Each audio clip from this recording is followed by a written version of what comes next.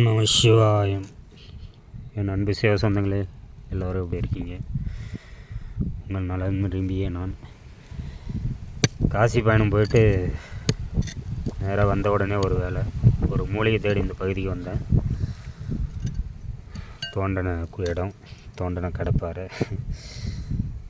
இதுவரையும் காலையில் வந்தோம். இதை வெளியே சேகரித்த மூலிகை தான் இதாக தோண்டி வச்சுருக்குறோம்.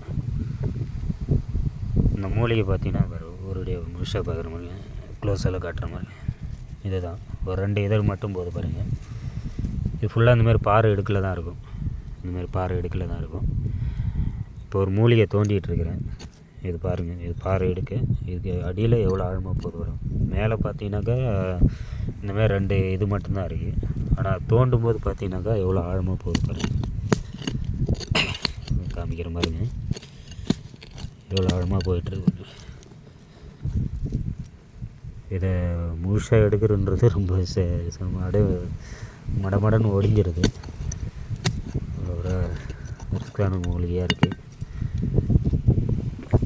எடுத்துக்கிட்டுருக்கேன். தோண்ட போயிட்டே இருக்குது.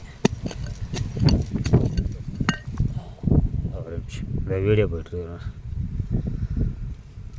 இதுதான் அந்த மூலிகை. மேலே பார்த்தீங்கன்னாக்கா 2 ரேகை மட்டும்தான் இருக்குது. அது எவ்வளோ பெரிய தண்டை அடியில் போகுது பாருங்கள், எவ்வளோ ஆழமான குழியை பாருங்கள். பெரும்பாலும் இந்த மூலிகை பாலைக்கு அடியில் தான் இருக்குது.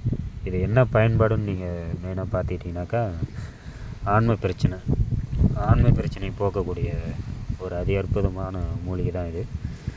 இது எப்படி நல்லா தடிமனாக தண்டு நேராக இருக்குதோ, அதே போல் நம்ம ஆண் உறுப்பு நல்ல பலமாகவும் நீண்ட நேரம் இன்பத்தை பெறுவதற்கான ஒரு வாய்ப்பாக இருக்கும். இந்த மூலிகை உங்கள் பகுதியில் கிடச்சா எடுத்து நீங்களும் பயன்படுத்திக்கலாம். எங்கிட்ட 2 பேர் உதவி கேட்டாங்க. அவங்களோட உதவியை எடுத்து இதை எடுக்கிறதுக்காக இந்த காட்டு பகுதிக்கு வந்தேன். உங்கள் பகுதியில் இந்தமாதிரி இருந்தனாலும் நீங்கள் பயன்படுத்திக்கலாம். நம சிவா. ஓ நம சிவா.